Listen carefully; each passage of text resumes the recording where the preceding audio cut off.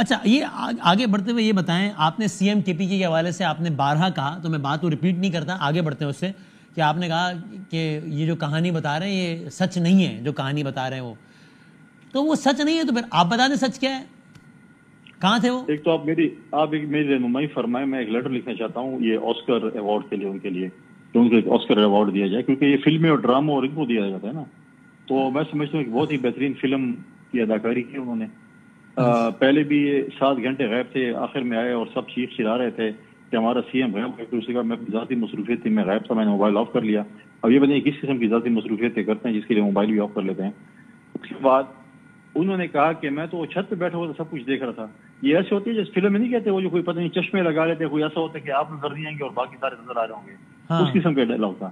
ٹھیک ہے، سب نظر آ رہا تھا ان کو نیچے، یہ کسی کو نظر نہیں آ رہے تھے. پھر پتہ چلا کہ وہ 12 ضلعوں سے گھومتے گھماتے، نہ ان کے پاس بٹوا تھا نہ ان کے پاس موبائل تھا، اور یہ گھومتے گھماتے 12 ضلعوں میں گھوم کے پشاور پہنچ گئے. جب یہ سٹوری ان کی نہیں چلی اور پتہ چلا کہ اس میں تو میں نے تھوڑا زیادہ جھوٹ بول لیا ہے، پھر انہوں نے کہا کہ نہیں، میں ایک چوکی میں بیٹھا ہوا تھا اور پھر میں نے ٹیکسی پکڑی اور پھر میں نے اس میں تیل ڈالا اور ایم ٹیک کیا. وہ کہہ رہے میں نکلا گڈی لے کے، ٹھیک ہے، لیکن اچھا یہ سچ نہیں ہے نا، آپ بتا دیں کیا سچ ہے. آپ مجھے بتائیں نا، جس بندے کے پاس بٹوا بھی نہیں تھا، موبائل بھی نہیں تھا، اس کے اسے تیل بھی ڈال لیا، ایم ٹیک بھی کر دیا، پتہ نہیں کیا کیا، اور 12 جو ہے وہ کون سی فلم کا ڈائلاگ ہے کہ 12 ضلعوں کی پولیس میرے پیچھے لگی ہوئی تھی اور پتہ نہیں کیا کیا تھا. تو وہی فلم، کیونکہ فلمیں بہت زیادہ کبھی کبھی ایک زمانے میں انہوں نے کام بھی کیا، شاید غالباً ڈراموں شراموں میں کام کیا، تو انہوں نے تو میں سمجھتا ہوں کہ پشتونوں کی اور پٹھانوں کی ناک کاٹ. جو شخص گاڑی کی ڈگی میں چھپ کر جائے تو ناک کاٹنی ہوگی نا. جو کہتا تھا میں سینے پہ گولی کھاؤں گا. کس کی گاڑی کی ڈگی میں چھپ کے گئے وہ گاڑی کی تلاش کر رہے ہیں. میں تو محسن نقوی صاحب سے ریکویسٹ کیا کہ آپ کے جو، یا تو آپ انکار کر دیں کہ ہمارے سیف سٹی کے پروجیکٹ ہے وہ ٹوٹلی فیل ہے، ورنہ سیف سٹی کے کیمرے آپ کے موجود ہیں اور ریڈ زون میں اگر وہ کام نہیں کر رہے ہیں تو میں سمجھتا ہوں کہ سیف سٹی کا پروجیکٹ ہر جگہ بند کر دینا چاہیے. اگر اس سچویشن میں بھی سیف سٹی کیمرے کام نہیں کر رہے ہیں تو جب جو شخص، آپ کو یہ پتا ہے کہ علی امین صاحب سچ نہیں کہہ رہے، لیکن آپ کو یہ نہیں پتا کہ سچ کیا ہے. دیکھیے ایسا ایسا وہ بتائیں گے نا، جب آپ مجھے بتائیں کہ آپ وکٹ کے دونوں طرف کھیلیں گے، اچھے بچے بنیں گے، تو پھر ڈیفینیٹلی آپ کو پارٹی کو، یا آپ دیکھیے ایک جگہ راضی کریں، یا پارٹی راضی کریں گے یا وکٹ کی دوسری طرف جو کھڑے ہیں ان کو راضی کریں گے.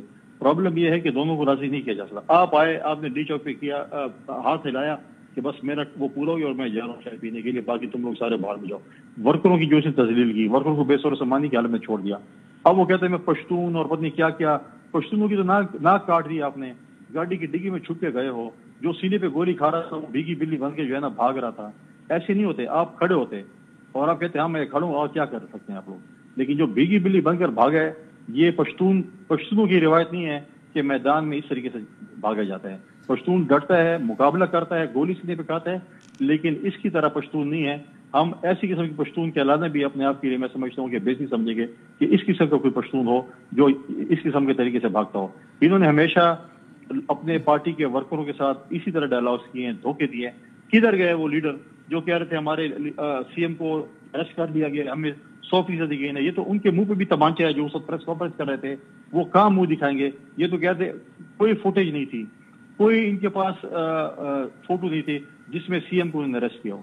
لہٰذا ایک جھوٹ بولنے کے لیے، چھپانے کے لیے آپ کو 100 جھوٹ بولنے پڑتے ہیں. اب وہ فلمی ڈائلاگ ہے، روزانہ آتے ہیں کہ میں نے یہ کر دیا یہ کر دیا، اسے جھوٹ بنائے نہیں جا رہے کہ میں کیسے جھوٹ بناؤں. اچھا لیکن چلیں، لیکن آپ یہ بتائیں نا ٹورڈز دی اینڈ، یہ بار بار بات ہوتی ہے کہ کے پی کے میں کیا گورنر راج لگ سکتا ہے نہیں لگ سکتا. یہ بتائیں اب تک، آگے تو کیا ہوگا دیکھا جائے گا. جو بہت جب حالات خراب ہو رہے تھے اس دن پتہ نہیں آپ کو بھی بلا لیا گیا، وزیر اعظم صاحب سے ملے. اب تک کسی بھی لیول پر، چونکہ آپ خود گورنر ہیں ظاہر ہے آپ بہت ریلیونٹ ہیں، کے پی کے میں گورنر راج لگانے کی کوئی بات ہوئی ہے یا اب تک ایز وی اسپیک ایسا کوئی ڈسکشن نہیں ہوا کسی پلیٹ فارم پہ؟ دیکھیں میرے ساتھ تو ڈسکشن نہیں، کہ اگر پرائم منسٹر اور پریزیڈنٹ لیول کی یا کسی اور لیول پہ ڈسکشن ہوئی ہوگی تو ہو سکتی ہوئی ہوگی، میں بھی میرے ساتھ نہیں ہوئی. لیکن کانسٹیٹیوشن میں گنجائش ہے گورنر راج لگانے کی. اگر ملک کے اور صوبے کے حالات اتنے خراب ہو جائیں، بلوچستان میں آپ نے دیکھا کہ لانور کی سچویشن کتنی خراب تھی اور ہم نے وہاں پر جو ہے ایمرجنسی یا گورنر راج جو بھی ہم نے لگایا تھا. اس وقت ہمارے صوبے کو پی ٹی آئی نے ملٹنٹس کے حوالے کر دیا ہے. ساؤتھ آف کے پی نو گو ایریا بنا ہوا ہے. ہمارے ڈپلومیٹ کے ساتھ جو سوات میں وہ آپ کے سامنے ہے. پاڑا چنار میں جو کچھ ہو رہا تھا وہ بھی آپ کے سامنے ہے. اس وقت جو ہے ان کو کوئی سروکار نہیں ہے. 1 پوائنٹ ایجنڈے پہ کام کر رہے ہیں کہ ہم کتنے پیسے کما سکتے ہیں. ابھی جلوس ختم ہوتے ہیں تو اگلے جلوس کے لیے پیسے بٹورنا اور بھتے لینا شروع کر دیتے ہیں. صرف کرپشن ہے. یہ سوچتے کہ ہم نے کہاں پہ جلسہ کرنا ہے कहाँ पे जुलूस निकाल लेना है, कहाँ पे हमने नाच गाना करना है, इनका ये एजेंडा है। यानी इतने बुरे हालात हैं केबीके के वहां पे गवर्नर राज लगाना बनता है?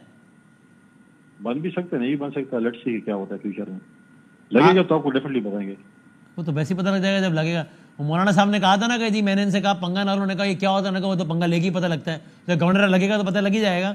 लेकिन आपकी अपनी राय क्या है कि हालात ऐसे हैं सूबे के कि गवर्नर राज लगे? आपके ख्याल में हालात इतने भी खराब नहीं है गवर्नर राज लगाया जाए? देखिए हालात इस नेच पे पहुंच गए हैं कि अगर वफाकी हुकूमत ने इस पे संजीदगी से मुजाहरा नहीं किया, अगर वफाकी हुकूमत ने इसको सही नहीं लिया, तो ये जो मर्ज है जब लाइलाज हो जाएगा खुदा ना खास्ता, फिर आप जो कुछ भी कर लें फिर आप कंट्रोल नहीं कर सकते। वफाकी हुकूमत किसी एक सूबे में अमन व अमान को कैसे देख सकती है? तो प्योरली सूबाई मसला है। देखिए सूबाई मसला तो है। आप मुझे बताएं, आप जिस शहर में बैठे हैं, मोबाइल चोरी होते हैं, साइकिल चोरी होते हैं, मोटरसाइकिल चोरी होते, कहते हैं मुराद अली शाह किधर है, सीएम किधर है। हाँ, यहाँ पर लोगों का जान और माल जो है वो दाव पे लगी हुई है। असर के बाद मिलिटेंट्स के हवाले सूबा हो जाता है, और उसके बाद भी आप मतलब कोई प्रोग्राम नहीं करें कि लॉ एंड ऑर्डर खैबर वफाक है। आप जाके अपने नुमाइंदा से पूछें, डी खान, टांग, बनू, लकी, करक। तो वफाक क्या करे इसमें ये बताया ना सर, ये तो सूबाई हुकूमत नहीं कर रही, वफाक क्या करे? देखिए वफाक को और तमाम स्टेक होल्डर्स को, वजीर दाखिला को उसे बैठना चाहिए कि इतने जो है सूरत हाल खराब है, APC बुलाएं और इसका हल निकालें। अगर मैं बोलूं कि यार आप ऑपरेशन न करें, मौलाना साहब कहते हैं ऑपरेशन न करें, मैं इलाके में नहीं जा सकता हूँ। वज़ीर आला की ये पोजीशन है कि उसके अपने इलाके के जो दफातर हैं और जो अदालतें हैं वो शिफ्ट हो गई डिस्ट्रिक्ट डी खान में। लोगों को अब टांग और कुलाची और द्राबन से डी खान आना पड़ता है। उनका तो कोई सरोकार नहीं है, उनका तो कोई इंटरेस्ट ही नहीं है हमारे सूबे के साथ, या उस सूबे के साथ उन्हें उनके अमन अमान लोग कैसे देना है। तो वफाक तमाम स्टेक होल्डर्स को वज़ीर-ए-आज़म को बुलाना चाहिए, इंटीरियर मिनिस्टर को बुलाना चाहिए और बताएं तो सही ना कि क्या हो रहा है। इनके हमारा सेशन बुलाएं, पार्लियामेंट का सेशन बुलाएं कि हमारा सूबा हमारे हाथ से जा रहा है, हम इसके ऊपर क्या करना है।